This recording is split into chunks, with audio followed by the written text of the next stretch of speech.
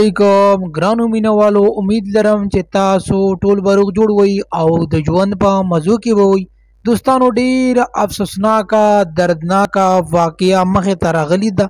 بخار سره تعلق لرونکي یو ظالم تر راپاسېدل او خپل رور او د هغه بچي ډیر په بېدردۍ سره قتل کړل.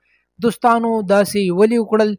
آیا دا ماشومانو کومه غټه ګناه کړې وه چې د ظالم دوه ماشومان قتل کړل؟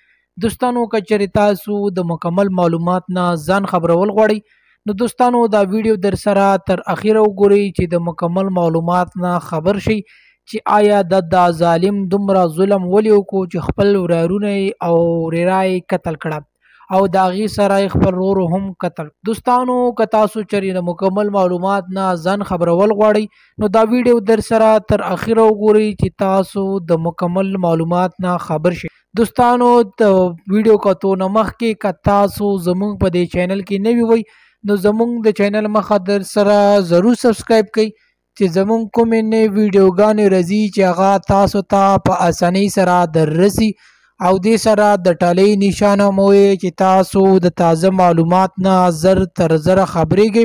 دوستانو، ډېر افسوسناکه دردناکه واقعه مخې ته راغلې ده.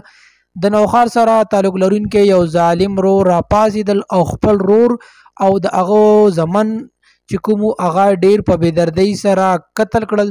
دوستانو، دا ویل کېږي چې د دوی رونو خپله کې په ماشومانو باندې جګړه وکړه چې د ده ماشومان چې دا کومې قتل کړو د بل رور والا ماشومان بچي خپله کې جګړه وکړه او یو بل یې ووهل چې د هغې نه بعد دا ظالم تر رور راغلو او خپل رور او د هغه بچي ډیر په بېدردۍ سره. دوستانو، یقینا چې ډیر غټ ظلم او زیاتی کړی دی. دوستانو، په وړې باندې خبرې باندې دومره غټ ظلم کول دا خو سراسر ناجیز دی.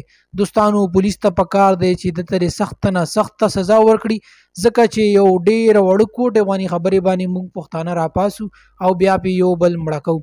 دوستانو، نورو ویډیوګانو لپاره د چینل مخه در سره ضرور سبسکرایب کړئ. شکریه.